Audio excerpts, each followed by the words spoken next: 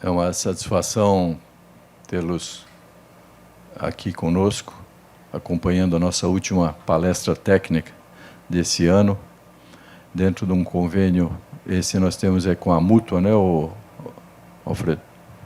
E foram um total de 6 palestras da Mútua, mais as do CREA. Então, esse ano nós fomos bastante pródigos em palestras de ótimo nível e temos uma visibilidade muito grande no YouTube, o que tem nos animado muito a que a gente mantenha esse programa. Somos muito gratos aos palestrantes que têm vindo a nós trazer boas informações, conhecimento em serviço voluntário. Isso é muito importante para uma entidade como a nossa. Isso realmente faz com que a gente se sinta duplamente recompensado. A visibilidade, a presença de vocês e o palestrante de alto nível, um doutor formado na matéria, na área. Então, queremos registrar isso e agradecer. E convidar para que o ano que vem vocês continuem atentos, que nós vamos continuar com esse programa de palestra. As pessoas que estão tendo um primeiro contato conosco, a Sueli já vai fazer o registro, já vai botar na mala direta. Nós temos muitos outros programas que vocês vão ter a oportunidade de fazer parte e enriquecer, e são todos muito bem-vindos. E principalmente porque nós temos uma vocação de profissão liberal. E mesmo os colegas que estão trabalhando numa grande empresa, vocês tenham sempre em mente que vocês têm uma profissão em si próprio. Se amanhã ou depois surgir uma oportunidade de sair, ou uma necessidade de sair, vocês, estando com o espírito do liberalismo na cabeça e uma boa relação com a associação, como a nossa, ou outras que podem ser de interesse de vocês, vocês estarão muito mais seguros para empreender e para se recolocar no mercado. Então, nós aqui, CAJ, somos uma profissão voltada aos profissionais. Assim como nós temos em Joinville, por exemplo, os sindicatos patronais, nós temos associações comerciais, nós temos o Sinduscom, que é uma associação de empresas da construção civil, mas a nossa entidade é voltada ao profissional, independente dele ser funcionário de poder público, funcionário de iniciativa privada ou um profissional empreendedor liberal, quer sendo uma pequena empresa, quer tendo empresa, mas o nosso espírito e o que nós sempre trabalhamos é que a profissão liberal, ela é uma profissão em que o profissional ele deve se colocar de forma independente no domínio do assunto que ele pratica, que ele oferece à comunidade, e estar muito relacionado com as associações de profissionais. Nós temos uma relação muito boa com as academias, nós temos aqui professores hoje assistindo a palestra, aliás, vêm aqui com frequência assistir as palestras, e isso realmente nos orgulha. Aliás, eu acho que até já tivemos uma palestra... Não, ainda não. Teremos. É mecânica a sua área, né? E eu também sou mecânico, mas há muito tempo comecei a trabalhar no ramo plástico, então eu tenho um interesse muito particular hoje com meu amigo Rogério, que temos muitas coisas em comum. Rogério, seja bem-vindo. Eu gostaria que você se apresentasse, porque eu não tive o cuidado de montar o seu currículo, mas você é um professor acadêmico, catedrático, vai fazer bem isso para nós. Seja bem-vindo. Muito obrigado. Obrigado, Pucini. Não, com certeza, é o primeiro slide, né? Gente, boa noite. Agradeço muito a presença de todos aqui na nossa casa, o CAJ, né? E vamos lá. Bom, para me apresentar, Eu sou engenheiro químico, né? Meu nome é Rogério Gomes Araújo, já foi apresentado aqui. Eu sou engenheiro químico, formei em 1988, 35 anos de formado, completei esse ano. Eu sou carioca, né? Vim do Rio de Janeiro, me formei na Federal do Rio de Janeiro. Depois de formado, trabalhei na indústria petroquímica, trabalhei na indústria têxtil, vim para Joinville para trabalhar na área têxtil, na época, em 1991. E ingressei como professor por causa de um cara que está ali atrás, o Écio. Ingressei na Escola Técnica Tupi em 1993. Né? Então, na Escola Técnica Tupi, por causa do curso técnico em plástico, que o Pucini estava contando a história, que começou com uma requisição dele, né? Uma recomendação do Pucini. Eu comecei dando aula no curso técnico em plásticos, porque eu já tinha um certo conhecimento da área de plásticos no Rio de Janeiro. E lá eu trabalhei de 29 anos na Escola Técnica Tupi, na Sociesc, né, que depois virou Instituto Superior Tupi, depois Unisociesc. Então, eu trabalhei nos cursos técnicos, principalmente plásticos e materiais, mas também depois nos cursos de graduação, os tecnólogos, depois as engenharias. Fui coordenador de curso durante 10 anos. Iniciei o curso de Engenharia Química da Sociesc, né? E, logicamente, nesse percurso, né, eu tive que me preparar mais academicamente. Então, eu fiz meu mestrado na UFSC, defendi em 2002, também nessa área de materiais, de engenharia de materiais, né? Trabalhei com mistura de polímeros, misturas de poliamidas, blendas poliméricas, no meu mestrado. E depois, posteriormente, no meu doutorado com compósitos poliméricos, né? PVC com nanotubo de carbono foi o meu tema, né? Então, o que eu vou falar aqui de injeção de plástico, vou puxar um pouquinho para uma área de reologia, que é uma área que eu gosto muito, né? Então, eu também, na Sociesc, ministrei disciplinas de reologia na pós-graduação. A gente tinha uma especialização em engenharia de plásticos, e também no mestrado de engenharia mecânica, que a Sociesc tinha, que tinha uma linha de materiais, e eu também ministrava uma disciplina de reologia e tinha minhas linhas de pesquisa por lá, né? Também sou conselheiro no CREA Santa Catarina, desde 2012, a minha primeira passagem, 2012 e 2015, eu era indicado da Sociesc, representando a Sociesc no CREA. Saí, né, que a gente tem que sair depois de 2 mandatos. Voltei em 2019 ainda pela Sociesc, e em 2022 eu renovei meu mandato agora pelo CAJ, né? Então meu mandato vai até 2024. E hoje estou como diretor financeiro aqui do CAJ nessa gestão. Acho que me apresentei, né?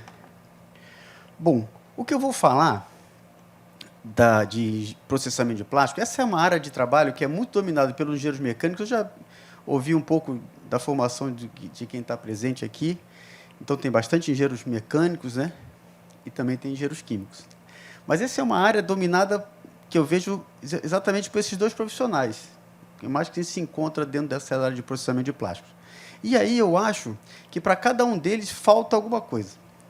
O engenheiro mecânico, com certeza, ele domina muito o maquinário, os sistemas de movimentação, os sistemas hidráulicos, a fabricação do molde, usinagem, mas ele tem uma deficiência, ou seja, precisa dominar mais conceitos voltados à parte de estrutura de materiais, a parte química, a parte físico-química dos materiais.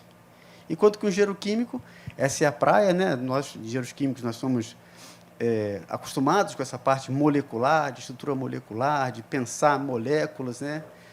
Pensar nessas interações, mas falta muito a nossa parte mecânica, né?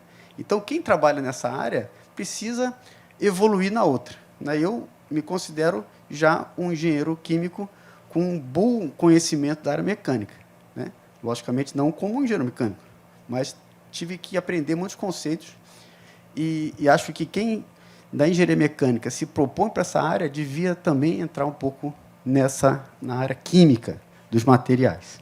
E existe um outro profissional, que é o engenheiro de materiais, que eu acho que foi criado para isso, né? Que é uma formação que tem bem balanceado as 2 áreas, né? Um pouco mais de química do que o mecânico e um pouco mais de mecânica do que o químico. Mas o engenheiro de materiais vamos dizer que é um profissional que eu acho mais adequado até para essa área, mas é um profissional pouco valorizado por outros fatores, né? É um curso que está tendo, inclusive, pouca procura nessa formação. Mas eu estou colocando isso justamente porque a nossa programação hoje, nossa agenda, o que eu quero hoje discorrer desse tempinho que a gente tem junto hoje, passa por isso aqui. Primeiro, a gente vai falar sobre o processo de injeção, para, né, talvez nivelar como acontece o processo de injeção. Depois, nós vamos falar um pouquinho de estrutura macromolecular dos polímeros, para poder raciocinar depois do que eu quero que a gente chegue lá. Vamos falar de conceitos de reologia, já vamos ver o que é reologia, que é o escoamento, a ciência do escoamento. Vamos ver tipos de fluxos encontrados no processo de injeção, os fluxos, os escoamentos que nós temos. Vamos falar do ambiente termomecânico que a gente se encontra nesse processo. E, no final, eu vou trazer alguns casos de defeitos para a gente tentar identificar e tentar correlacionar com o que eu falei aqui. Alguns casos reais de defeitos para a gente ver causas e soluções. Então, essa é a ideia. Então, o processo de injeção, com certeza, é o processo mais utilizado na fabricação das peças de uma forma geral, né? É um processo que é destinado a peças de geometrias diversas, né? Não tem muita limitação em relação à geometria. Normalmente, as peças são maciças, mas também podem ser ocas. As limitações estão relacionadas mais com o tamanho dos moldes e também com a capacidade das máquinas. É um processo cíclico e muito produtivo, é por isso que ele é muito utilizado. Ele é um processo de alta produção e, com certeza, é o mais utilizado dentre todos os processos, né? Então, está aí algumas peças. Opa, já passei duas.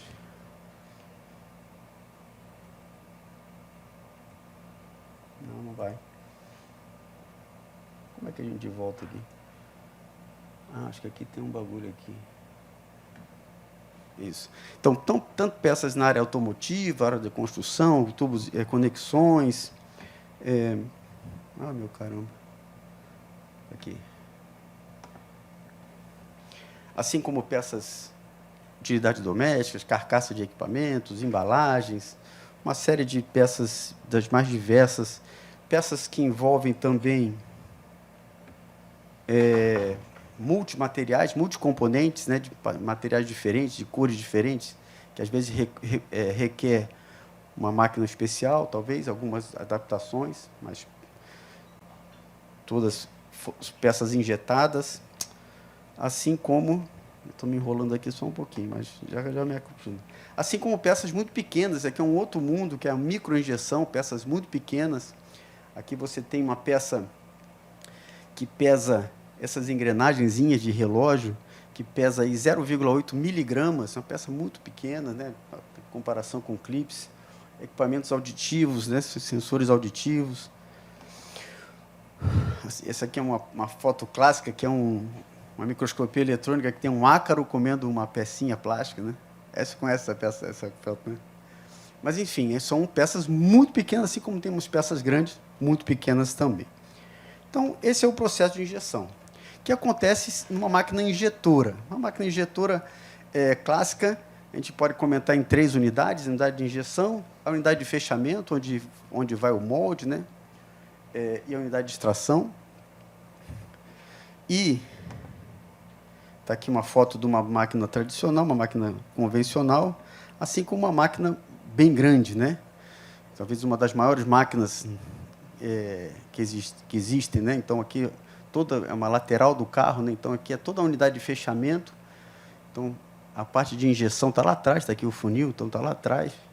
Então, é uma máquina, né, para peças muito grandes. Então, essa é a limitação do processo, talvez, o tamanho da peça, né?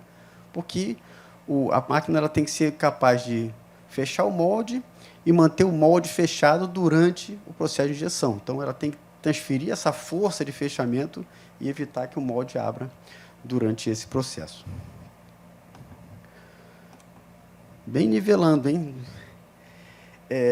Os moldes, né? Moldes que podem ser de múltiplas cavidades. Aqui eu tenho, sei lá, 48 ou 96 cavidades. Ou eu posso ter um molde de uma única cavidade, como essa de um CD. E o molde é um componente muito importante, porque o que o molde ele é responsável? Ele é responsável por dar forma ao produto, né? E também a resfriar, trocar calor com o material e, portanto, resfriar o material. Então, o projeto do molde é um item de engenharia muito sofisticado, porque eu preciso desenvolver essa cavidade, o modelo da peça que eu estou fabricando. Eu tenho que pensar onde vão colocar os pinos extratores que expulsam a peça quando o molde abre, e eu tenho que fazer um sistema de refrigeração desse molde que seja o mais perfeito possível, que tire o calor de forma igual dos dois lados, de toda a superfície da peça. Esse talvez seja o maior desafio, né? Porque a quantidade de componentes que tem no molde dificulta, muitas vezes, estabelecer o sistema de refrigeração. E é fundamental, eu vou falar algumas coisas aqui que eu acho que isso vai ficar claro mais para frente. Então, o molde, normalmente, ele é dividido em duas partes, né? Então, tem uma parte que é fixa e uma parte que é móvel.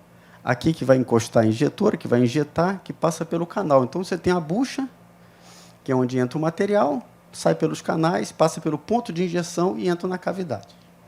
Basicamente, esse aqui é um exemplo de duas cavidades. Então, eu posso ter um molde simples convencional de duas placas, né? Então, a placa fixa, a placa móvel, quando abre, os extratores expulsam a peça cai, e essa peça tem a galhada, né? Ou seja, os canais de alimentação, que são materiais que vão ser reciclados posteriormente, quando é canal frio, né? Assim como eu posso ter um molde de 3 placas, né?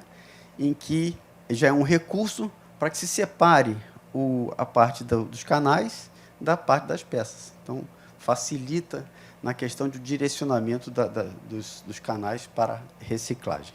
Logicamente, tem outros moldes mais sofisticados, moldes com canais quentes, onde você não tem os canais de alimentação, não tem os galhos, né? Porque o material fica fundido dentro dos canais. Então, o molde tem um sistema de aquecimento, né? Tem todo um sistema que mantém o material fundido nesse canal de alimentação. Mas não vou entrar muito em detalhe em moldes, que eu sou engenheiro químico, como eu falei. Isso é uma área muito boa dos engenheiros mecânicos. Bom, mas vamos entender, então, como é o processo, né? Na meu ponto de vista, a parte mais fundamental da máquina é a unidade de injeção. A unidade de injeção, onde você tem o funil, onde o material é alimentado, na forma de grânulos, né? E é um cilindro interno, tem o aquecimento através das resistências, e internamente eu tenho uma rosca, um parafuso sem fim, uma rosca que é reciprocante.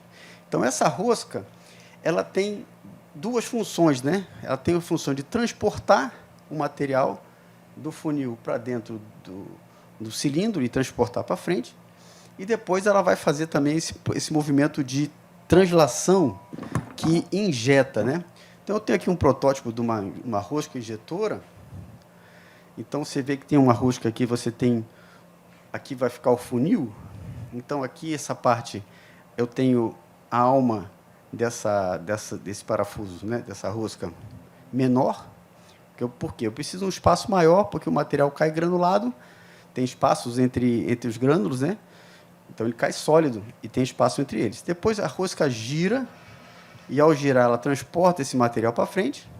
O material vai fundindo, graças a duas coisas importantes, que é o calor que vem das resistências, mas, principalmente, esse esforço mecânico de um grânulo atritando com o outro, que gera calor também.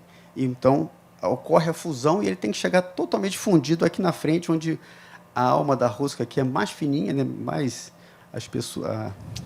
A altura do filete aqui é mais baixinho, então o material tem que estar todo fundido para que ele vá para frente e esteja completamente fundido, homogeneizado, para ser injetado na cavidade.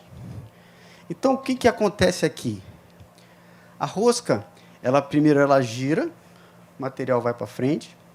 Quando ela chega aqui na frente, o material, vocês vão ver que não tem para onde ir, porque o molde está cheio com a peça anterior. Então, cria-se uma pressão, e essa pressão faz com que a rosca recue.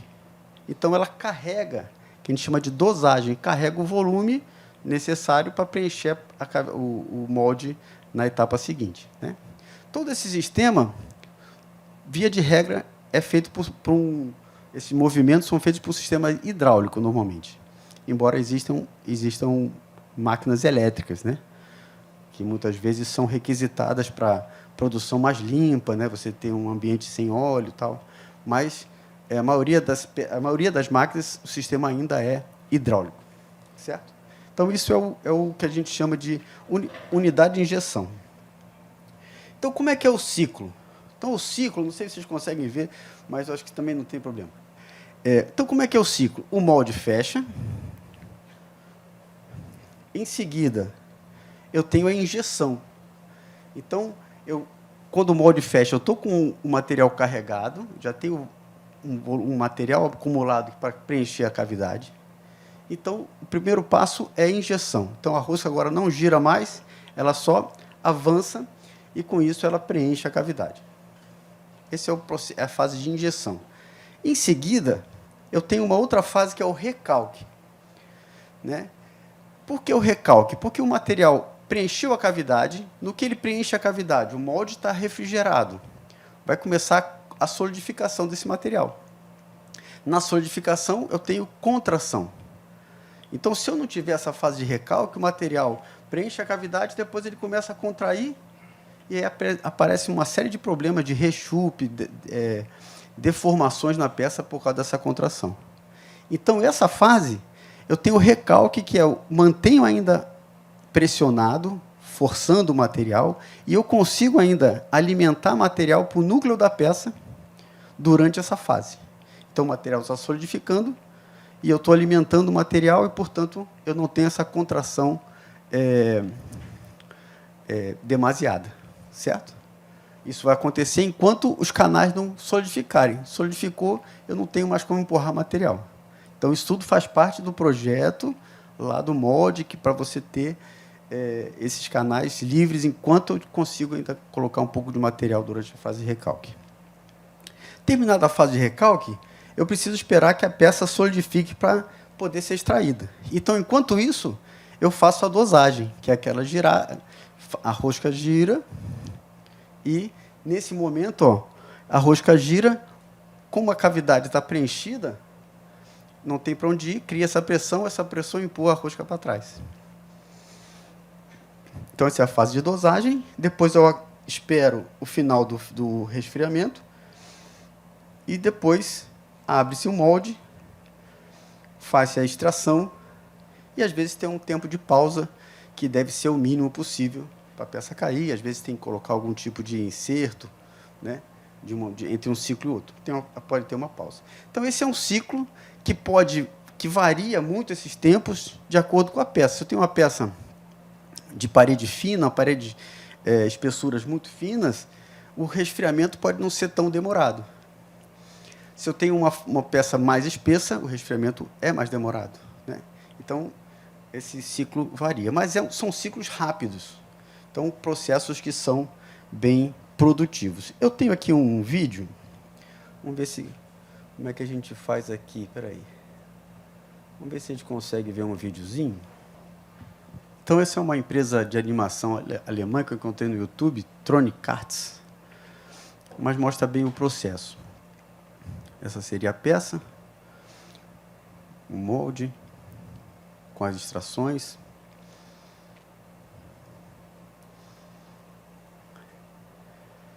Aí vai mostrar aqui a unidade de injeção.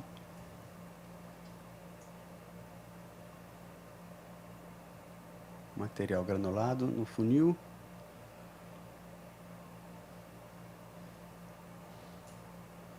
E está lá a rosca.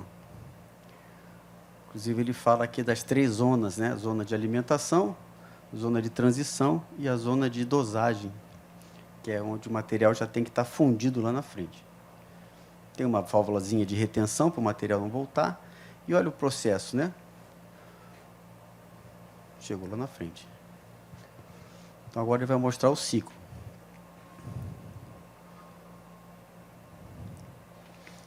Olha, a rosca avança sem girar.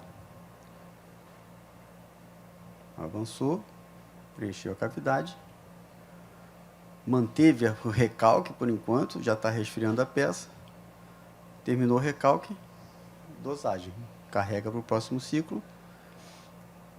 A peça cai, fecha. E assim o ciclo vai continuamente existindo.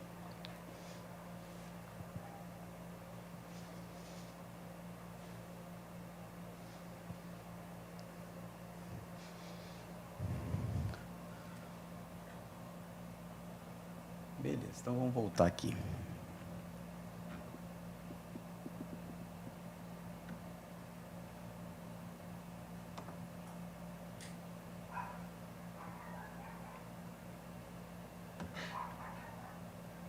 Então, a primeira parte foi processo de injeção. Agora eu vou falar um pouquinho dessa estrutura macromolecular dos polímeros. Então, os polímeros, eles são materiais orgânicos ou eventualmente inorgânicos, a maioria das vezes são orgânicos, ou seja, compostos de carbono. São macromoléculas, isso é que é importante, isso é que diferencia o material plástico dos demais. São moléculas grandes, isso a gente vai raciocinar aqui. Tem elevada massa molar, então massa molar é a massa da molécula, né? Então, massa molar de 10 a 4, ou seja, de 10.000 a 1 milhão de gramas por mol. Então, se a gente pensar que a molécula da água, né, são um oxigênio e 2 hidrogênios, dá 18. Então, o polímero, ele, no mínimo, ele tem 10.000 de gramas por mol. Então, são moléculas grandes. Tem origem natural ou sintética, a maioria dos plásticos ainda é sintético, não existe na natureza, né? Por isso é tudo problema da reciclagem. E ele é formado pela repetição de um grupo de átomos chamado meros. Então, o que são importantes para a gente conhecer de termos? O mero quer dizer partes em grego, né? É a unidade de repetição, e o monômero é a molécula simples que dá origem ao polímero. Então, por exemplo, se eu pegar o polietileno, talvez o plástico mais simples da gente entender, ele é a partir do etileno, que é o eteno, né? Um composto com 2 átomos de carbono, portanto, o carbono pesa 12, então é 24 mais 4 do hidrogênio, 28. Então, ele pesa 28 a massa molar, 28 gramas por mol. E se transforma no polietileno. Na verdade, essa dupla ligação se quebra, vem um elétron para cada carbono, e depois isso vai se encadeando, essas diversas moléculas se encadeiam e formam uma molécula comprida, grande, uma macromolécula, em que N vezes se repete esse grupo de átomos, que é o mero, é a unidade de repetição. Então, isso aqui é o polietileno. Se eu tirasse o hidrogênio e botasse um CH3, era o propileno, daria origem ao polipropileno. Se eu tirasse o hidrogênio e botasse um cloro, né, seria o PVC. O anel aromático seria o poliestireno. Então, diversos monômeros diferentes dão origem a polímeros diferentes, que a gente convive aí diversas vezes. Assim como eu tenho outros polímeros, né, que é o caso do nylon, poliamida 66, que é obtida pela reação de uma amina com um ácido carboxílico, dá origem a uma poliamida. Então, isso aqui é o mero, é o que se repete ao longo da cadeia. Né? Assim como o PET, polietileno tereftalato, é obtido do etilenglicol com ácido tereftálico, gerando o PET. Então, outro tipo de polimerização que dá origem também a polímeros termoplásticos.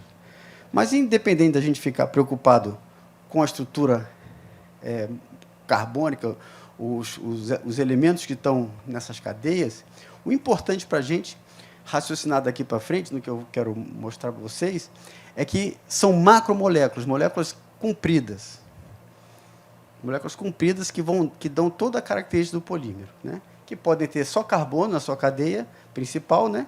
Ou pode ter elementos diferentes, como o nitrogênio, como o oxigênio. Então, esses polímeros, então, são cadeias lineares, compridas, podendo ser ramificadas. Esses dois caras aqui são termoplásticos, os polímeros que são injetáveis, né? Enquanto que podem também ter cadeias reticuladas assim, que são os termofixos, as borrachas e os materiais termorrígidos, né? E aí, essas moléculas muito grandes, elas sofrem esses entrelaçamentos. Então, a gente tem que lembrar, embora a gente não enxergue isso, mas saber que essas moléculas são moléculas grandes, que têm atração entre si, forças intermoleculares que atraem umas moléculas entre a outra, e essa atração ela é sensível à temperatura, mas se elas se entrelaçam, a associação mais fácil da gente lembrar é um prato de macarrão, de espaguete, né? Então, essas moléculas, como se fosse o espaguete, estão todas entrelaçadas.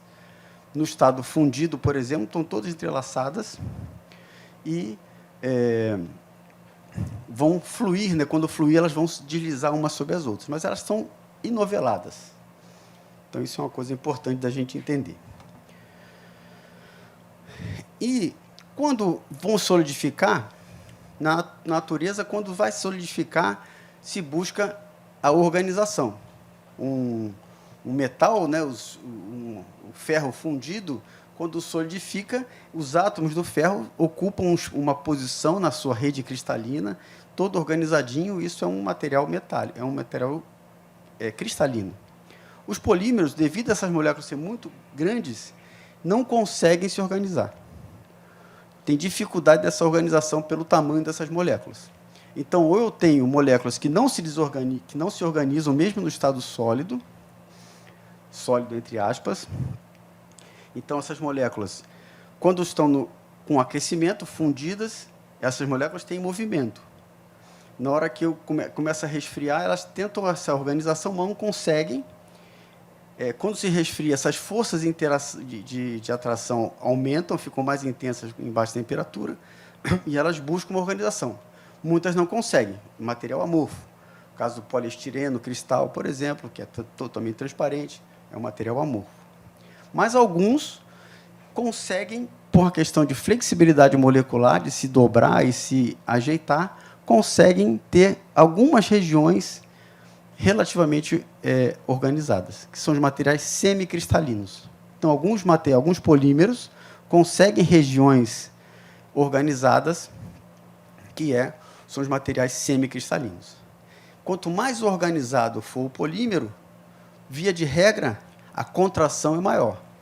Então, polímeros semicristalinos contraem mais no molde do que um material amorfo, via de regra. Então, às vezes, tem que se preocupar com isso também. Aquela questão do recalque, da contração, está associado também à questão da cristalinidade. Outra coisa importante é que a cristalinidade ela depende do processo de resfriamento. Então, por exemplo, é muito comum, e alguém que trabalha em fábrica aqui vai saber o que eu estou falando, é muito comum a gente querer produzir cada vez mais rápido, reduzir o máximo o ciclo. Então, bota água gelada para resfriar o molde. Resfria com água gelada para dar aquele choque térmico, poder extrair a peça o mais rápido possível, reduzir o tempo de resfriamento, né? Só que quanto mais rápido você resfria, menos tempo você dá para as moléculas de polímeros se organizarem. Então, elas não se organizam. E aí pode mudar propriedades e pode criar problemas posteriores, que eu vou comentar aqui também. Então, eu acho que eu acabei a parte molecular. Passou. O pessoal da mecânica já ficou mais aliviado. Vamos lá. Agora eu vou falar um pouquinho de reologia. O que é essa tal da reologia? Que tu vai escrever reologia no WhatsApp, ela corrige para teologia, né? Porque é uma palavra pouco conhecida. Mas reologia vem do grego, reos é escoamento ou fluxo, e logos é ciência. Então, é a ciência do escoamento, né? Só há escoamento quando ocorre uma deformação. Então, na verdade, a reologia está muito associada com a relação entre tensão e deformação. Aí o pessoal da mecânica já fica feliz, né? Porque essa é a praia, né? O engenheiro mecânico, né, estuda bastante a relação entre tensão e deformação. Os metalúrgicos também. Né, Jurandir? Então, vamos definir um pouquinho deformação. Deformação é mudança de forma, estado sólido, líquido, gasoso. Então, aqui eu tenho um exemplo, aqui aplicou uma tensão, não houve deformação, só uma rotação. Uma deformação por cisalhamento, que eu quero falar bastante dela aqui, ou uma deformação por elongação, por tração, né? Tem várias outras formas, torção, flexão, tem uma série de outras deformações. Enquanto que tensão é força por área, né? Então, força é uma grandeza, tem direção, é uma grandeza vetorial, então é importante a gente entender de onde vem a força e qual é a área que está sofrendo essa tensão. Então, é importante, no esforço de compressão, é a área transversal. No esforço de tração, também é a área transversal, né? Mas, se eu pego uma tensão de flexão, eu tenho tração na parte de cima, compressão na parte de baixo. Então, tem uma série de... É importante a gente lembrar qual é a área que está sofrendo essa tensão, essa força. E aí eu vou falar dessa coisa importante para a gente, que é a deformação por cisalhamento. Então, cisalhamento é quando desloca uma superfície em relação a outra. A figura mais fácil da gente lembrar é o baralho de cartas, né? Quando você está com o baralho de cartas e desliza a primeira carta, né? A segunda desliza um pouquinho menos, assim como a última que está encostada na parede não desliza. Então, você deformou o baralho por cisalhamento, né? Então, deforma por cisalhamento, essa distância que você deslocou a superfície de cima, dividido pela essa altura, é a deformação por cisalhamento. Quanto deformou por cisalhamento esse corpo, né? Então, se a gente tiver um perfil desse linear, qualquer elemento desse volume se deforma igual, né? Esse dx dy. Uma derivadazinha rápida que não é problemático, não. Dx dy é a deformação. Deformação é esse gama. Deformação é uma grandeza de cisalhamento. Só que onde eu quero chegar é a deformação que ocorre no fluido. E os fluidos, normalmente são deformados continuamente, né? Então, os líquidos são deformados continuamente. Então, na verdade, agora, eu tenho uma superfície, aqui eu tenho um líquido entre as duas superfícies, e essas superfícies, eu tenho uma superfície deslocando com uma velocidade constante, e essa outra superfície parada. Então, eu estou deformando esse meu líquido continuamente. É como se eu tivesse um baralho muito grande em que eu estava puxando a primeira carta com a velocidade constante infinita, por um tempo infinito. Então, eu agora, o que acontece? Se eu tenho um perfil laminar, se o meu fluido se comporta de forma laminar, eu tenho cada camada desse fluido se deslocando numa certa velocidade. A primeira camada do fluido se desloca com a velocidade da própria placa, por uma questão de adesão, assim como a última também copia essa velocidade, está parada, e cada uma das camadas se desloca com uma velocidade diferente. Eu tenho um perfil de velocidade, certo? E esse perfil de velocidade pode ser representado por essa equação, que é Vx, que é V em qualquer velocidade na direção x, depende da posição y, né? Depende desse h, que é essa altura, e essa velocidade que eu estou colocando na minha superfície superior. Então, se eu pensar, y igual a zero, nós estamos aqui. Qual é a velocidade? Zero. Se eu estou na posição y igual a h, então eu estou agora aqui. H dividido por h vai dar 1. Então, Vx vai ser a velocidade Vy. E aí eu tenho um perfil linear aqui de velocidade. Então, agora, em vez de falar deformação por cisalhamento, eu quero falar em taxa de deformação. Quanto eu estou deformando ao longo do tempo. Então, o meu gama agora virou gama ponto. O que é a taxa de deformação? É quanto está variando ao longo do tempo, né? Para a gente entender o que é a taxa de cisalhamento. E quem é de chão de fábrica aqui vai lembrar. Muitas vezes o cara fala assim, eu vou aumentar o cisalhamento na máquina, na extrusão, vou aumentar a velocidade, vou aumentar o cisalhamento. O que é isso, né? É o que eu vou mostrar aqui. Então, o que é a taxa de deformação? Uma derivadazinha bem rápida, vou acabar já. Taxa de deformação, deformação ao longo do tempo. Então, se a gente entendeu lá que a deformação era dx dy, então esse numerador é d de dx dy, uma derivada dupla. Então, taxa de deformação, d de dx dy, dt. Eu posso inverter as bases de uma derivada dupla. Então, essa taxa de deformação, na verdade, é d de dx dt por dy. O que é a variação da distância por tempo? Alguém pode... Velocidade. Então, na verdade, a taxa de estranhamento é a variação da velocidade em relação à posição y. Então, o que é a taxa de deformação? É quanto varia essa velocidade em relação às camadas do meu polímero. Então, sempre que eu aumento essa velocidade, eu estou aumentando a taxa de deformação. Ou, se eu não aumento a velocidade, mas diminuo a passagem, aumento a taxa de deformação. Certo? Porque isso aqui, né? Ou eu aumento VW sobre H. Então, para aumentar a taxa de estranhamento, eu aumento a velocidade ou diminuo essa passagem aqui. Isso é uma coisa importante. Legal. Então, só resumindo, o que eu falei aqui? Tensão, força por área. Pascal, newtons por metro quadrado, no sistema internacional, né? Deformação, x por h. Então, distância por distância, não tem unidade, é dimensional. Já a taxa de cisalhamento é a variação da velocidade por distância. Então, velocidade por distância, metros por segundo por metro, vai dar 1 por segundo. Essa é a unidade de taxa de deformação. Segundos elevado a menos 1. E o que é a viscosidade? Falei isso tudo para a gente chegar em viscosidade, que é importante para a cara do polímero, que o polímero é um material viscoso. O que é a viscosidade? Resistência de um fluido ao escoamento.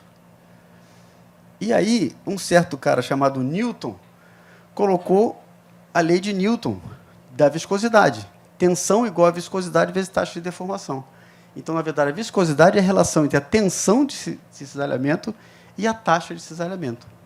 Ou seja, quanto eu preciso empurrar de força, tensão, força, a minha superfície de cima, né, pensando um fluido no meio de duas superfícies, quanto eu preciso empurrar para atingir essa taxa de deformação. Então, se eu pego água, que é pouco viscoso, eu, com qualquer forcinha, a minha superfície desliza. Se eu pego um material óleo, um material mais viscoso, eu preciso fazer mais força, porque o fluido tem mais resistência ao escoamento, ou seja, mais viscosidade. Claro? E aí, então, Newton ainda, dentro daquela equaçãozinha, os fluidos newtonianos, eles têm esse perfil. A tensão é proporcional à taxa de cisalhamento, ou seja, eu aplico uma tensão 10, eu atinjo uma certa velocidade. Se eu dobrar a tensão, eu dobro a velocidade. Né? Então, é proporcional. Né? Isso é a água, o óleo, substâncias, de uma forma geral, são newtonianas.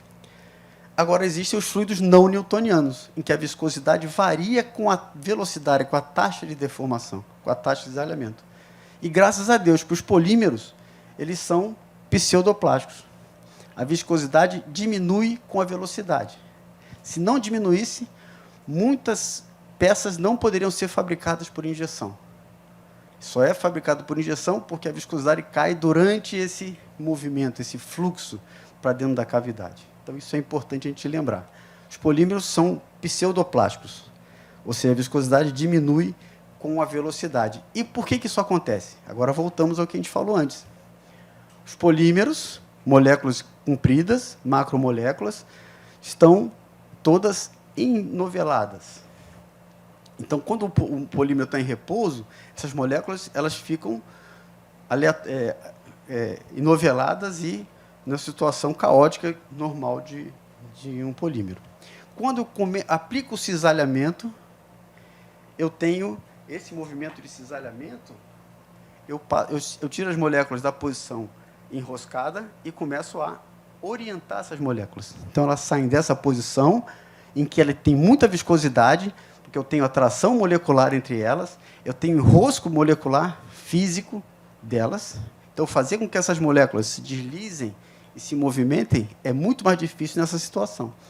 Então, essa deformação traz para um caso, logicamente aqui está bem exagerado, né? Mas eu desenrosco essas moléculas, então a viscosidade vai caindo. Tenho viscosidade ainda porque eu tenho atração entre elas, mas agora as moléculas não estão tão enoveladas. Então, uma coisa muito importante da gente lembrar é que quando eu tenho esse fluxo, eu tenho esse desenrosco molecular. Certo? Então, aqui é outro gráfico interessante. Está aqui, baixa taxa de selamento, e aqui uma figura do livro da professora Rosário Bretas, importante professora da Universidade de São Carlos, que representa aqui os processos. Então, o processo de compressão, que é um processo em que bota o material na cavidade e ele só comprime, então ele flui muito pouco, então a taxa de selamento é baixa. A calandragem entre esses cilindros, já tem mais deformação. Extrusão, que já tem bastante, né? A rosca gira, então o material ele é cisalhado. E a injeção. Então, o nível de cisalhamento no processo de injeção, principalmente no preenchimento da cavidade, passagem pelos canais, pelo ponto de injeção, é muito alto. Né? Então, eu saio de uma situação muito enovelada para uma situação intermediária até uma situação em que eu posso ter moléculas bem orientadas. Então, isso é importante a gente lembrar. Então, rheologia, tentei resumir nisso aí. Vamos para frente. Então, quais são os fluxos que a gente encontra no processo de injeção? Né? Os dois tipos principais, que é o fluxo de pressão, que eu quero me basear, que é justamente que esse fluxo de pressão ele ocorre quando eu tenho um gradiente de pressão, ou seja, quando eu aplico uma pressão 1 maior que pressão 2, então o polímero vai se deslocar nesse sentido, que é o movimento de preenchimento da cavidade. Passa pelos canais e preenche a cavidade. E também tem o fluxo de arraste, que é esse das duas superfícies, que ocorre na rosca. Então, eu não vou entrar muito nesse detalhe, que não é o nosso foco, né? Eu quero focar bem no preenchimento da cavidade. Mas teve um cara em 1977 chamado Mildeman, que teorizou que a rosca, na verdade, a rosca gira e o cilindro, onde está a rosca, está parado, né? Vou mostrar aqui. Então, essa rosca está encaixada no cilindro, ela gira. Então, na verdade, o cilindro está parado e a rosca gira. Mas teria o mesmo resultado se a rosca ficasse parada e o cilindro girasse. Ia dar o mesmo efeito. Né? Ou seja, o que está acontecendo aqui? Eu tenho uma superfície em movimento e uma parada. Então, esse cara, esse Mildeman, ele escreveu uma teoria, né, quer dizer, teorizou esse modelamento do movimento, desenroscando a rosca e esticando. Então, vou botar aqui, senão não sai na gravação. Então, desenroscando a rosca e esticando, eu vou ter uma superfície em movimento, que é o cilindro, a carcaça aqui que está vendo, e uma outra superfície parada, que é a alma da rosca. E, portanto, esse movimento é que faz o material ir para frente. Então, um fluxo de arraste que ocorre durante a dosagem, vamos dizer assim. Mas eu não vou ficar muito nele, não. Eu quero ir para o fluxo de pressão, que é o que a gente quer analisar. Então, o fluxo de pressão, eu tenho, quando eu aplico uma diferença de pressão, o ΔP, eu vou ter esse movimento aqui. Se eu tiver um escoamento laminar, e os polímeros sempre, a não ser que seja uma coisa muito violenta, ele sempre vai se escoar de forma laminar, né? Eu tenho essas camadas e eu vou ter um certo perfil de velocidade. A velocidade no centro da passagem ela é maior e ela vai diminuindo até chegar a zero na parede. Então, aqui é um corte, né, de um canal, vamos dizer assim. Então, eu tenho a camada que está encostada nas paredes está parada e vai aumentando a velocidade até o centro, que é a velocidade máxima, para diminuir de novo. Isso aqui, na verdade, é uma calota, né? A gente está vendo só um corte, é uma calota. Né? Então, eu tenho velocidade só na direção Z, agora virou coordenadas cilíndricas, né? Mas dá para raciocinar como se fosse cartesiana. Então, velocidade na direção Z e a posição R em direção ao raio. Né?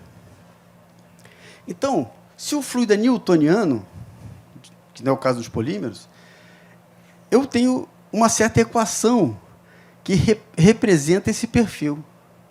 Velocidade que depende da posição R, né? Então, aqui o R no centro, aqui é o Rzinho e aqui é o Z. Então, aqui eu estou bem no centro, R igual a 0, eu estou bem no centro desse tubo. Então, essa velocidade vai de cada camada, né? De cada camadinha, cada flechinha dessa, vai depender dessa posição. Por exemplo, quando eu estou na posição R igual a 0, isso aqui vai subir, né? Vai ficar 0. Vai ficar, então, só esse valor aqui, que é o valor máximo da velocidade, que depende da diferença de pressão, depende do raio, depende do comprimento, depende da viscosidade do polímero. Né? Se eu tiver agora na parede, eu estou com Rzinho igual ao R, que é o raio do tubo. Então, Rzinho igual a R, isso aqui vai dar 1, 1 menos 1 dá 0. Qual é a velocidade? 0. Então, essa equaçãozinha aqui representa esse perfil. E o que é interessante? Ela é elevada ao quadrado. Então, é uma função parabólica. Então, se o fluido é newtoniano, esse meu perfil aqui é parabólico. E a taxa de cisalhamento vai ser sempre a tangente dessa parábola, em cada ponto. Já vamos chegar lá. Tá, mas o polímero não é newtoniano. Ele é pseudoplástico. E as equações ficam um pouco mais complicadas, né? Porque entra a tal da lei das potências, que eu também não entrei no mérito lá no início, que é uma equação que representa aquela queda de viscosidade do polímero. Fica mais complicado, mas não interessa para a gente. Interessa a gente entender o seguinte, que se o fluido é newtoniano, é parabólico. Se o fluido não é newtoniano, que é o caso dos polímeros, ele tem um perfil mais ou menos desse tipo aqui. Ou seja, eu tenho uma região onde a taxa de cisalhamento é quase 0, porque não tem diferença de velocidade entre uma camada e outra, e depois ele é alto perto das paredes. E quanto mais pseudoplástico for o polímero, mais abrupta é essa diferença. Bom, para que eu estou falando isso e para onde eu quero chegar? Eu quero chegar justamente na complexidade que é o ambiente termomecânico e que ocorre a solidificação do material, que ocorre o preenchimento da cavidade e a solidificação do material. Por quê?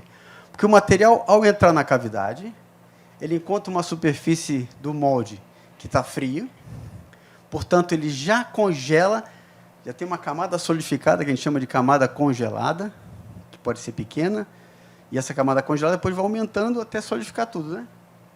Então, eu tenho uma camada solidificada e eu tenho todo esse ambiente com tensões, durante o preenchimento, tensões de cisalhamento, que modifica a disposição dessas moléculas. Essas moléculas vão entrar mais orientadas e depois elas não querem ficar orientadas, elas querem voltar ao seu estado de menor nível de energia, que é ou se cristalizar ou se enroscar novamente. Então, vamos entender aqui melhor.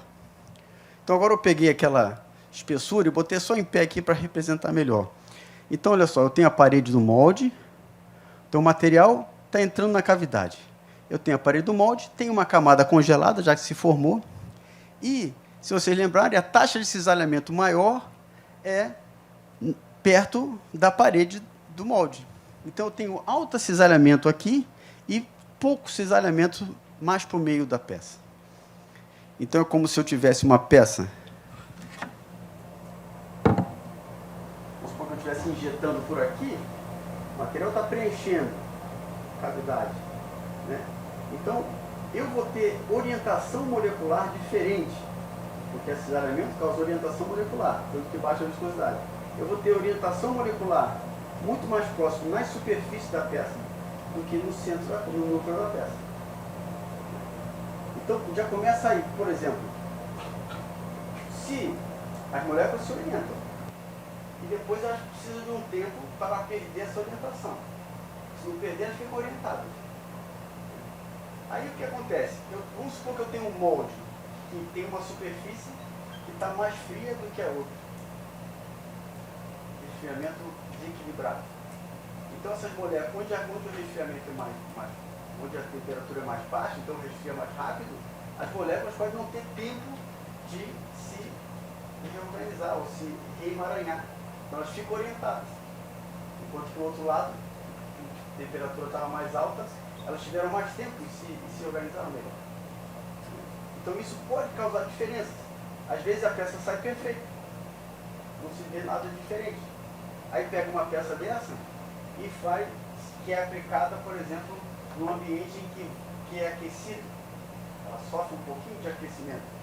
Esse aquecimento, se ultrapassar a temperatura de transição vítrea, que é uma temperatura que as moléculas já começam a ter uma certa mobilidade, essas moléculas vão voltar, vão buscar a sua conformação de equilíbrio, que é esse movimentamento. Então eu posso ter, com a peça depois de operação, um empenamento.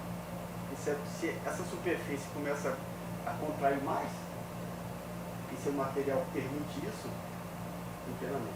A peça empenou devido à diferença de temperatura do molde. Mas eu já adiantei um pouco. Não saiu aqui? Está saindo? Não, né? É o outro. É o outro? Então, mas vamos continuar. Então, o que eu tenho? Tenho esse perfil, onde eu tenho mais cisalhamento perto da parede do molde, ou perto da camada congelada. Eu tenho temperatura variando também, porque o molde está tirando esse calor, e o plástico é um péssimo condutor de calor, então você vê que ele não tira muito rapidamente, a temperatura demora a cair em direção à superfície, então tem essa diferença. E, portanto, se eu tenho cisalhamento diferente, eu tenho viscosidade diferente desse meu polímero. Então, finalmente, eu tenho esse ambiente termomecânico, onde vai acontecer uma solidificação do material, lembrando que as moléculas são grandes, que elas tentam se organizar, e durante o preenchimento elas têm uma orientação, que elas não querem ficar orientadas, elas querem buscar a conformação de equilíbrio que é desordenado. Isso acontece nesse ambiente termomecânico. Então, por isso que eu gosto de dizer que, muitas vezes, no processo de injeção, que parece uma coisa muito simples, e é simples para muitas peças, realmente, mas é complexo do ponto de vista molecular. E aí, se você está trabalhando com um material que é mais sensível, material de engenharia, peças que têm exigência, isso tudo pode ser afetado por essa condição.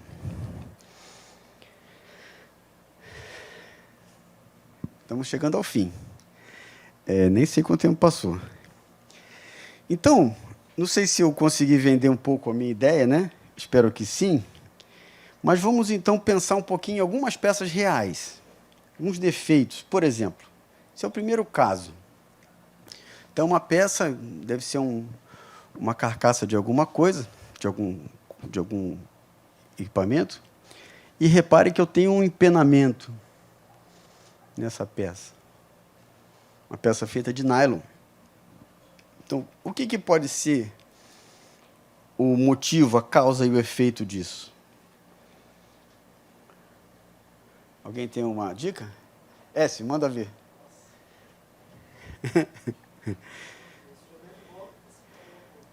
Aquele resfriamento do molde é um possível, né? Caramba, como é que eu faço isso aqui? Com certeza, um empenamento ele é fruto de uma contração diferencial.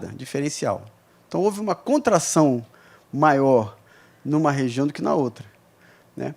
Então, eu posso, muitas vezes, ter o meu recalque, aquela pressão adicional que se faz depois do preenchimento, não está sendo eficiente. Às vezes, o canal congela muito mais rápido, né? Ou tem uma temperatura insuficiente de resfriamento. Materiais semicristalinos, eles estão cristalizando durante esse processo. Então, se você extrai uma peça muito quente, né, eu tenho ainda o processo de contração acontecendo fora do molde. Então, pode ser uma fonte desse defeito, né? Eu posso ter um desenho também dessa peça que está incorreto, de repente um ponto de injeção que está mal colocado, então o material chega mais frio aqui do que aqui. Então, não foi às vezes o projetista pensa num ponto de injeção, um ponto de alimentação, que não é o mais simétrico. Pode ter isso acontecendo. Eu posso ter uma refrigeração desequilibrada do molde, aquilo que eu tinha dado de exemplo, ou eu tenho A localização do ponto de injeção, já falei, né? A localização do ponto de injeção não muito adequada. Segundo problema. Queima do material no ponto de injeção. E repare que essa peça nem completa está. Ou seja, ela não consegue. Isso aqui é como se fosse uma tampa de uma caixa. Então, no processo, tentaram de qualquer forma preencher a cavidade, mas não conseguiram, porque não acerta o material, ou está entrando frio, ou o comprimento de fluxo, ou seja, o percurso que ele vai fazer dentro do molde é muito longo, então o material solidifica antes de completar. E, ao mesmo tempo, o material queimou aqui, ao redor do ponto de injeção. O que será que aconteceu? Professora Maria Inês. Eu vou perder. Então, uma coisa muito importante que a gente tem que lembrar é que o material queimou. E queimou não é porque ele foi aquecido, né? Porque no molde ele é refrigerado, ele é resfriado, né? Ele queimou porque o ponto de injeção é a passagem menor que nós temos. Então, quanto menor a passagem, maior a taxa de cisalhamento, né? Velocidade por distância. Então, aqui é o maior ponto de cisalhamento. Então, nessa peça, com certeza, foi injetada com a maior velocidade de injeção possível. O cara tentou injetar para completar a peça e gerou tanta taxa de cisalhamento aqui que submeteu o material à queima. Porque o cisalhamento, muitas vezes, gera calor, esse atrito molecular. Então, provavelmente é isso.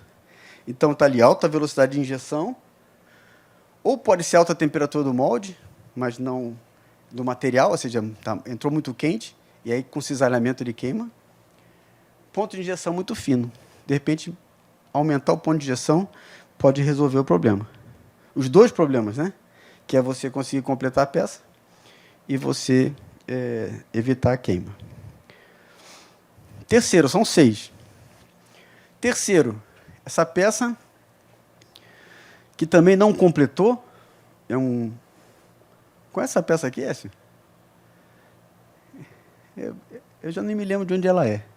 Mas é uma peça que é tipo um gabinete. Mas repare que não completou também. E nós temos rebarba aqui, ó.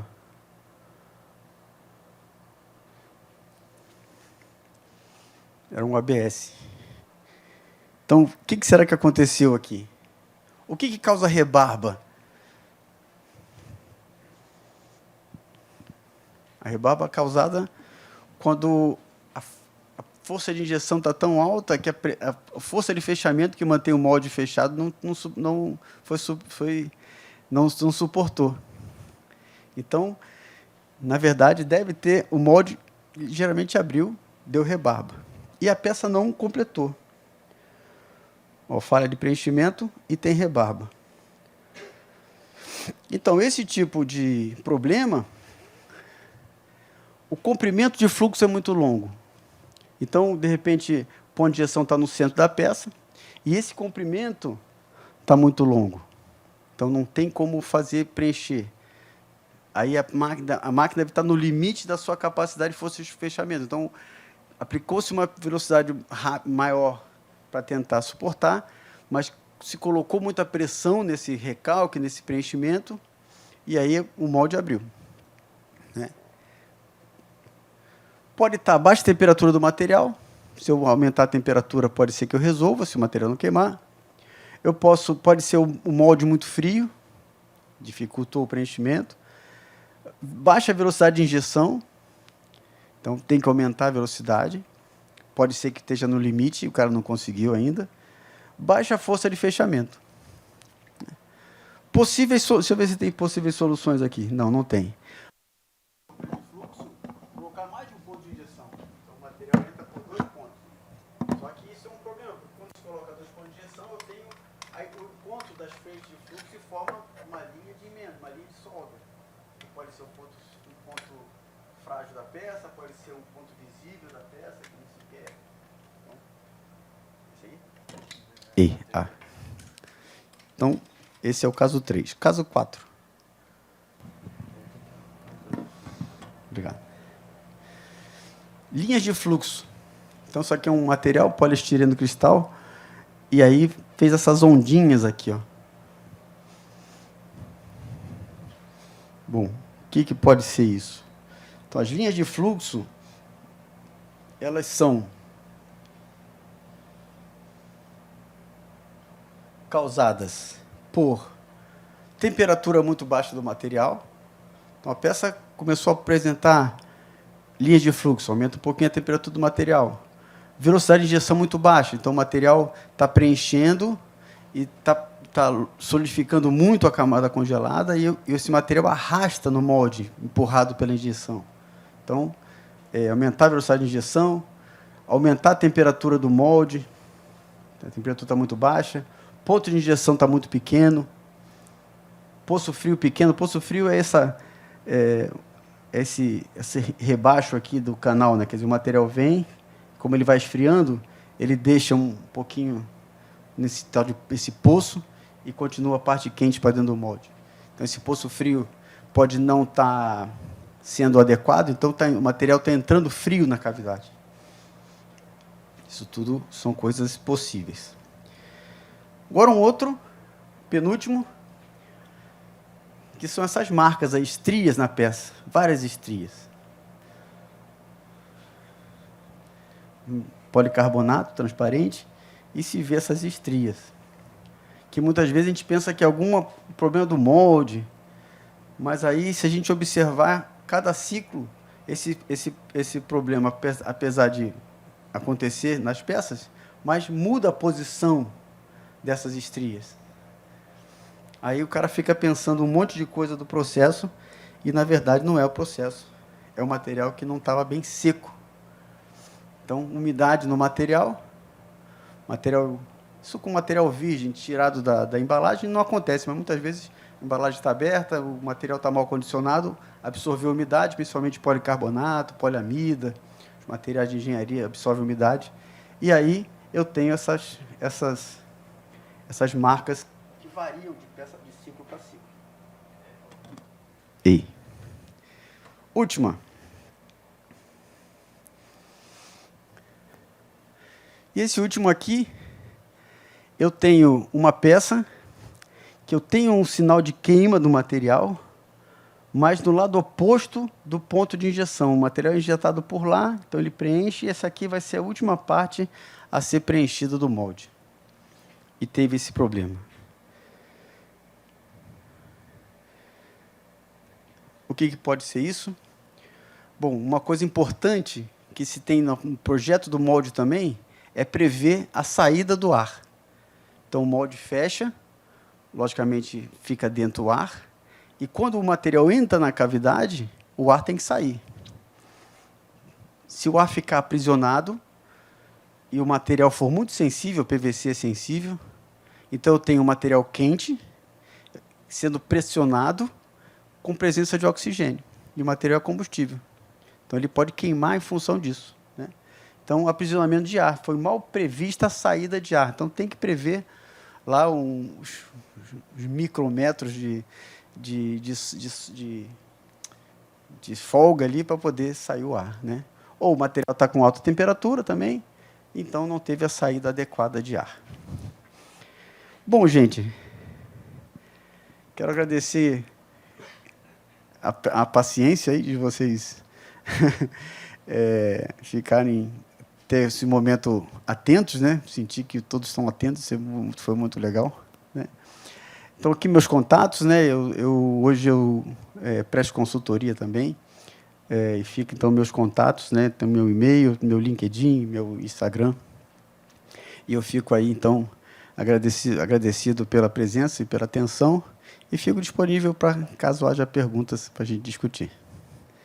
Puccini, eu não esperava outro. Rogério, parabéns pela aula. É uma aula um assunto bastante árido, mas acabou se tornando uma aula agradável pela sua didática pela sequência que você criou, pelos exemplos e a forma como você conduziu. Eu lembro que a minha carreira ela começou no início da década de 80, quando eu fui trabalhar na Cipla, no mundo dos plásticos. E, na realidade, pouca teoria nós tínhamos e muita prática dos mais experientes. E a Cipla era uma empresa que tinha assim uma riqueza fabulosa, porque ela trabalhava com todos os materiais, mesmo os mais simples até os de engenharia mais complexos, e tinha todos os processos comercialmente utilizados na época de transformação. Inclusive, tinha produtos em termo fixo. E o mais complexo, claro, a Cipla tinha o processo de sopro, que é um processo, vamos assim dizer, que une o pior dos dois mundos, da extrusão e da injeção, né? Porque ele é intermitente como a injeção, mas ele tem um preenchimento de cavidade contínuo como é a extrusão. Então, assim, ela tinha todo esse universo. A injeção, particularmente, era o processo que a gente tinha, ou imaginava que tinha, maior domínio das variáveis, maior domínio teórico das variáveis. Ao passo que o sopro e a extrusão era altamente ou totalmente dependente da experiência das pessoas que operavam aquele sistema. Mas, mesmo assim, na injeção, nós tínhamos uma dificuldade enorme de fazer os ajustes finais dos moldes.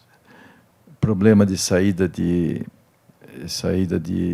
ar, problema de dimensionamento de espessura, problema de ponto de injeção, dosagem, tudo isso realmente. Mas, na época, nós tínhamos que usar praticamente tentativa e erro. O que melhorou em termos de simulação de fluxo? Quer dizer, você nos colocou assim uma teoria assim, né, que existe. Agora, já existe hoje uma simulação de fluxo e processo. Claro, você mudou o material, você mudou muita coisa. E normalmente não se faz um molde para vários materiais. Cada molde é para um determinado tipo de material, porque tem questão de contração e tudo mais. Mas a minha dúvida hoje, eu continuo tendo uma pequena empresa de plástico, mas é uma empresa de plástico que se tornou altamente repetitiva, porque eu não continuei evoluindo nas técnicas, né? Eu fiquei... Hoje, na realidade, o que eu tenho de novidade é que eu, hoje, sou uma empresa predominantemente recicladora de PVC. E, nesse aspecto, a gente tem bastante experiência, mas, em termos de processo, são os mesmos da época. Injeção é um processo que eu estou diminuindo, particularmente. Mas a minha dúvida é exatamente essa, quer dizer, o que temos hoje de simulação teórica antes de a gente partir para fazer um molde material de forma definitiva. Antes era tudo muito empírico. Hoje continua sendo empírico?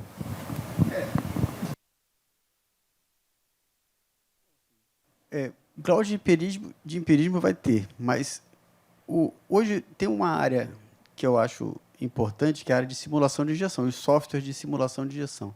Moldflow, tem outros que eu não me lembro agora, né? Polyflow, tem vários. Então, esses softwares de simulação de injeção, eles são muito são ferramentas muito boas para você prever problemas antes do molde ser construído. Então, você define uma série de coisas. Mas tem uma certa dificuldade, que é o seguinte, e no teu caso vai ser mais difícil ainda. A dificuldade, muitas vezes, está no seguinte: bom, eu tenho uma peça, eu vou projetar um molde com uma peça de material de engenharia, então material difícil de processar, material com responsabilidade, e eu vou comprar esse material do fornecedor nacional tal. Aí chega e você vai fazer a simulação e não tem aquele material específico no banco, na biblioteca de materiais do software. Aí o cara experiente na simulação, ele vai pegar um contratipo, um cara que parece com aquele ali.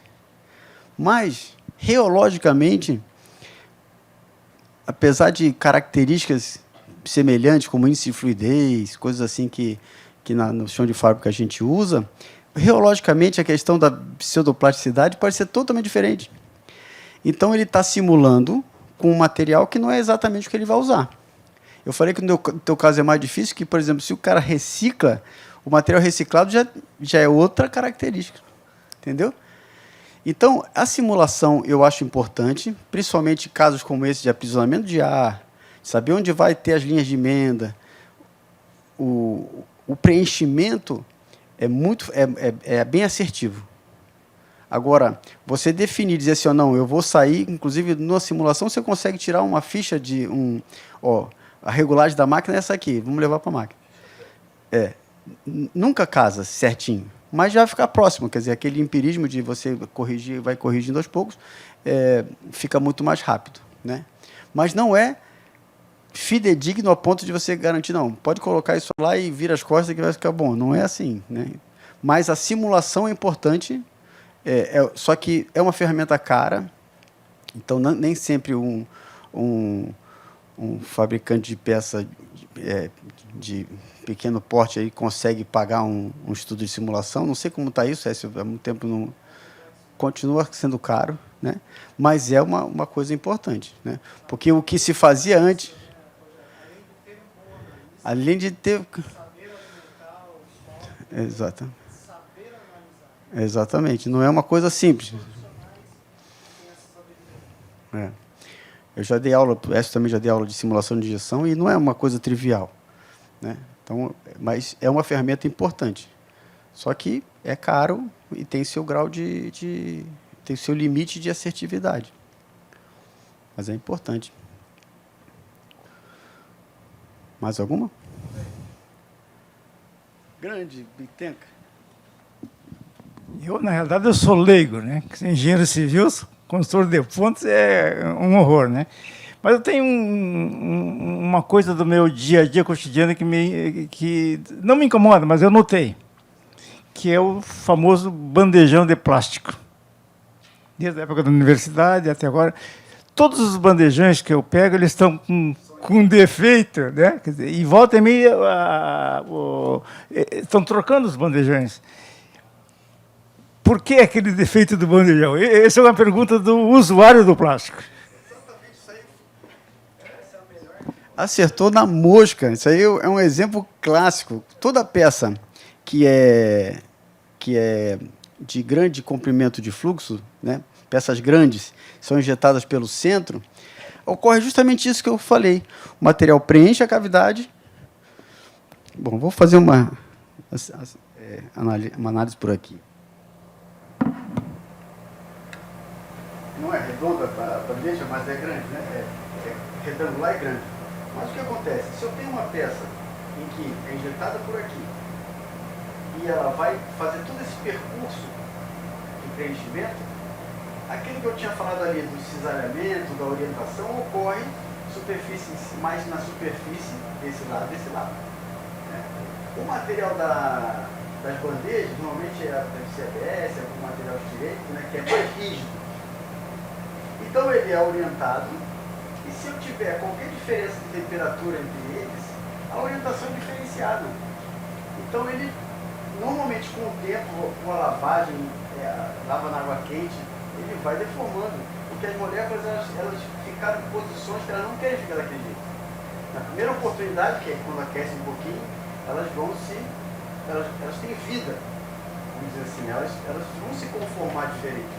E se elas estão orientadas de forma de grau diferente, elas vão contrair diferente. Do que contrair diferente, começa a empenar. Então é muito... por que uma peça como essa, ou como tampa de Tupperware, por exemplo, não empena, porque o material é flexível? Aí ele se acomoda, o material não demonstra esse empenamento. Agora, se o material é mais rígido, ele empena e chega naquela posição. É justamente o que eu expliquei ali.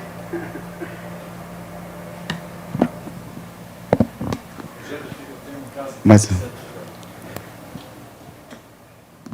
Nós, na Cipla, tínhamos o segmento de utilidades domésticas uma grande linha de produtos. E nós tínhamos muita experiência em fazer baldes e bacias.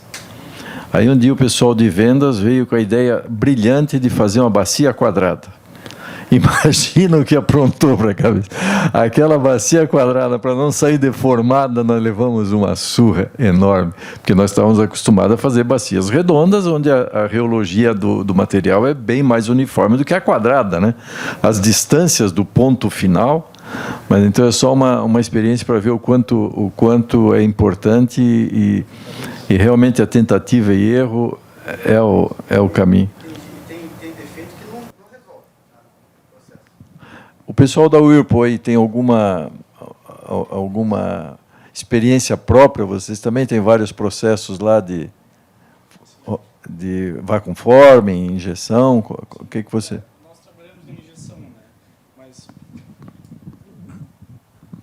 muitos dos defeitos ali apresentados são do dia a dia, né? A gente convive com defeitos similares, né? Então, todo dia, vendo todos os problemas, a gente vai acostumando, vai entendendo e sabendo como lidar, né? Mas, com certeza, a teoria ajuda, a simulação ajuda, e aí a gente vai fazendo uma peça, aprende, faz outra parecida, aprende um pouco mais. Então, é mais ou menos na linha do que vocês comentaram, assim. Vocês querem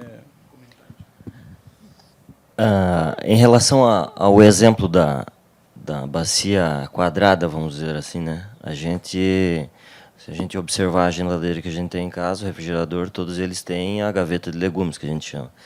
Nada mais é do que uma bacia quadrada. Então, essa é uma geometria que normalmente realmente ela é complexa, e aí a gente chama de efeito caixa, porque, querendo ou não, estruturalmente ela tem os cantos que fazem uma certa estrutura, só que tu tens 4 planos, e que esses planos ele não tem uma estrutura, e ele acaba tendo essa questão da contração e a deformação. Então, são coisas que a gente prevê também. Tem que prever muitas vezes, desde a fase de desenvolvimento, justamente para poder prever a questão do empenamento e ela atingir o dimensional que a gente quer, né? Em relação, por exemplo, ao aprisionamento de gás, hoje tem no mercado disponível sistemas que injetam em um molde com vácuo. Então, faz a retirada do ar. Então, a questão da queima, a questão de facilitar o preenchimento e tudo mais, né? Enfim, existem novas tecnologias, sim, que auxiliaram, mas as questões dos defeitos, os problemas, eles continuam os mesmos da sua época, com certeza. Enfim.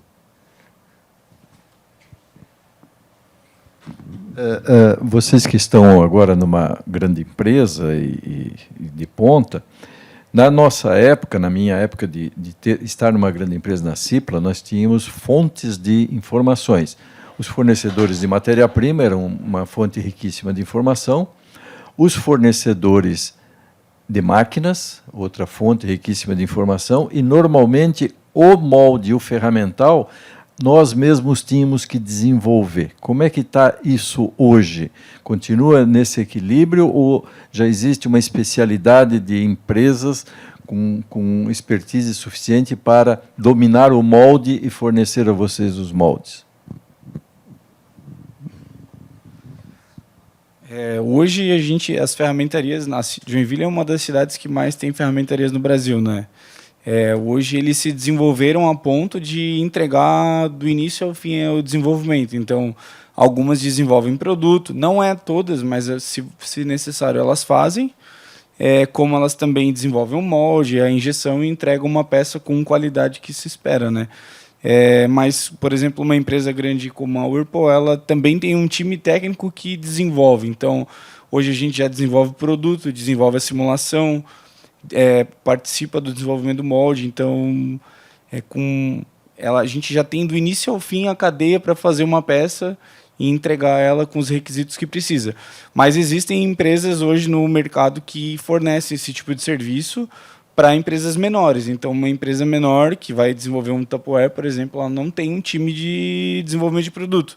Ela pode pagar para uma empresa de consultoria que faz uma simulação, que faz um desenho, que faz um protótipo. Então, a gente tem na cidade empresas que fazem protótipo. Muitas vezes as empresas elas entregam a solução junto, né? Então, elas te vendem um molde e uma solução, mas varia de caso para caso, né? Então, uma empresa de grande porte, ela não precisa. Empresas menores, há isso no mercado hoje para vender. Em relação aos equipamentos, por exemplo, as injetoras, bem lá no passado, a gente tinha movimentos muito simples, vamos dizer assim, muito diretos. A injetora, basicamente, ela saiu de uma posição vertical, foi para horizontal, e ela tem os movimentos dela, basicamente, hidráulicos, né, e continuam os mesmos. Só que a precisão com que esses movimentos eles são feitos, eles são muito maiores. A precisão de leituras, regulagens de pressão, as válvulas, evoluiu muito.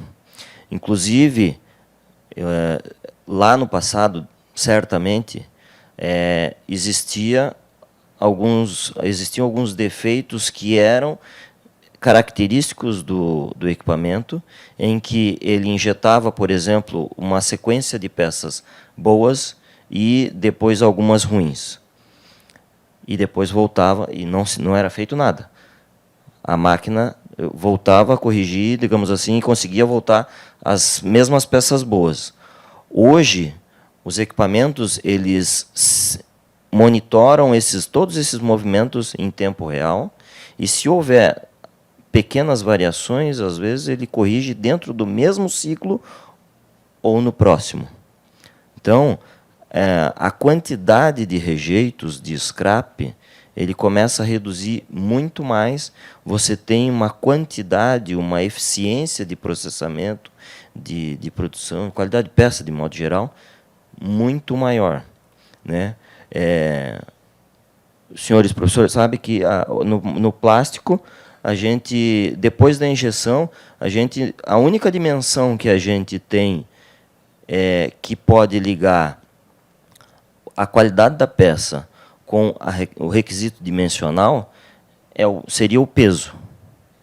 Então, hoje, máquinas elas tiram a peça, pesam, e já dizem se aquela peça vai atingir a qualidade que a gente quer, com base nesse processamento, nessa árvore de série de parâmetros, e ela entrega uma peça boa só com base no peso, né?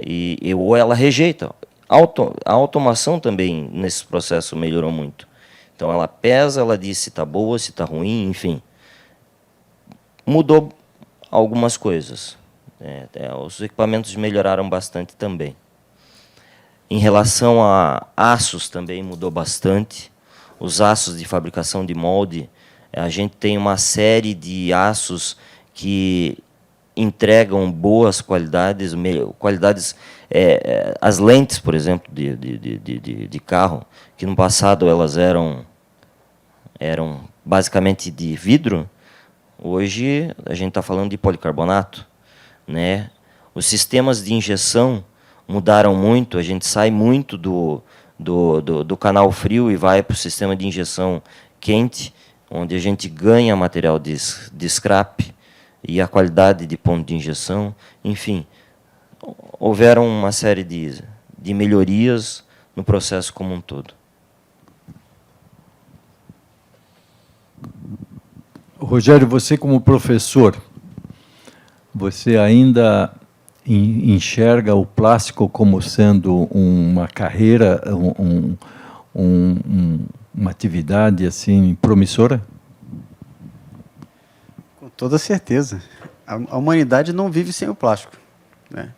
A humanidade não vive sem o plástico. Não tem como a gente pensar em voltar ao que era antes do plástico. O plástico, a gente tem que pensar um pouco na questão do uso do plástico indiscriminado, com tempos muito curtos, né? Então, materiais descartáveis.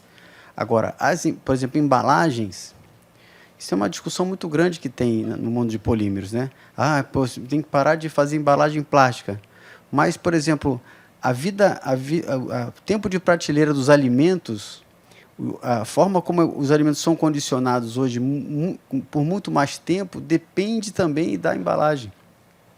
Então, não dá para abrir mão da embalagem. Ah, você vai comprar carne que está embalado numa bandejinha de poliestireno com filme plástico, porque isso vai para o lixo. Realmente vai para o lixo. Mas você perde em tempo e aproveitamento dos alimentos, da carne, de um produto que é caro também, né? Então, não dá para dissociar. O que a gente tem que pensar. Então, por isso que é importante o conhecimento do plástico, né? Do conhecimento do plástico, do processamento, da fabricação, né?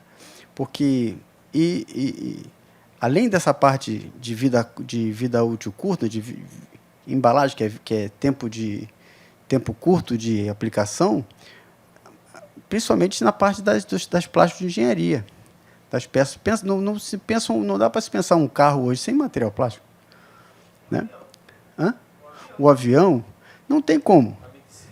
A medicina não vive sem o plástico, né? Então, com certeza, o material plástico, ele, lógico, é visto como vilão, que se acha animais marinhos cheios de plástico.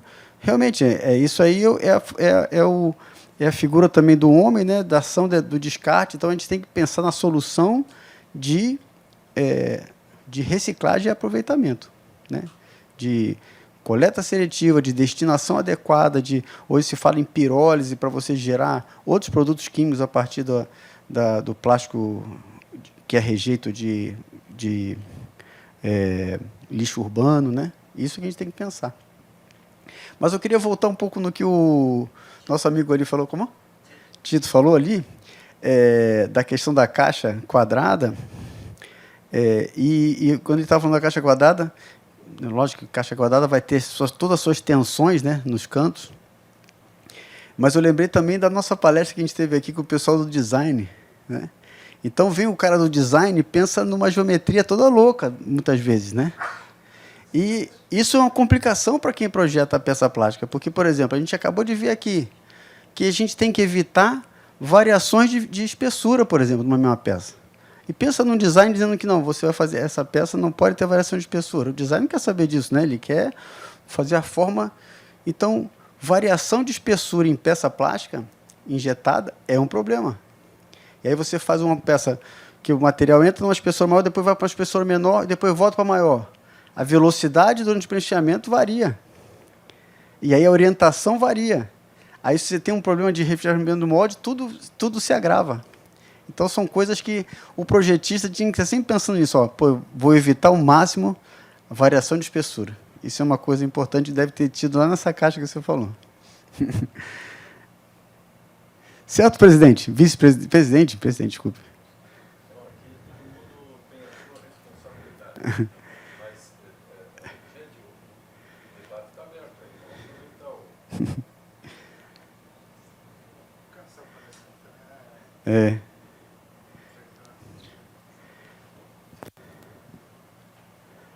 Sim. Pessoal, nós estamos indo para a etapa final desse ciclo de palestras. Agradecemos realmente a presença de todos. Nós temos um projeto de, o ano que vem, fazermos uma aproximação bem mais intensa da empresa com a academia. Nós tivemos aí uma palestra recentemente, um trabalho técnico, em que o pessoal de Florianópolis, da Fundação Stemmer, veio aqui para conversar com nossas pessoal da universidade e das empresas. Eles têm interesses em que as demandas e as dificuldades e as necessidades das empresas, os professores são muito bem-vindos, vamos criar programas comuns aí, os alunos são muito bem-vindos, e agradecemos aí os pesquisadores. Nós temos aí um colega que está desenvolvendo uma linha de pesquisa, que comentou conosco.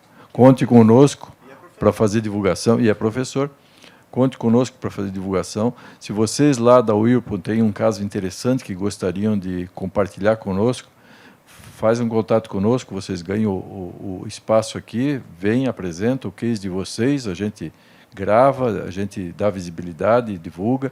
Se for uma dificuldade em que vocês eventualmente gostaríamos que mais gente soubesse da dificuldade para que dela contribuísse na solução, vamos aproveitar isso. E o nosso amigo Rogério, particularmente. Alfredo, alguma observação maior a respeito da palestra do Rogério? Rogério, eu, como homem do plástico mecânico, gostei muito de ter essa aproximação de você como homem do plástico químico, e a sua esposa, que conhecemos hoje, estejam sempre bem à vontade. Eu vou só assinar o seu diploma. Só um minutinho, por favor. Tá ok.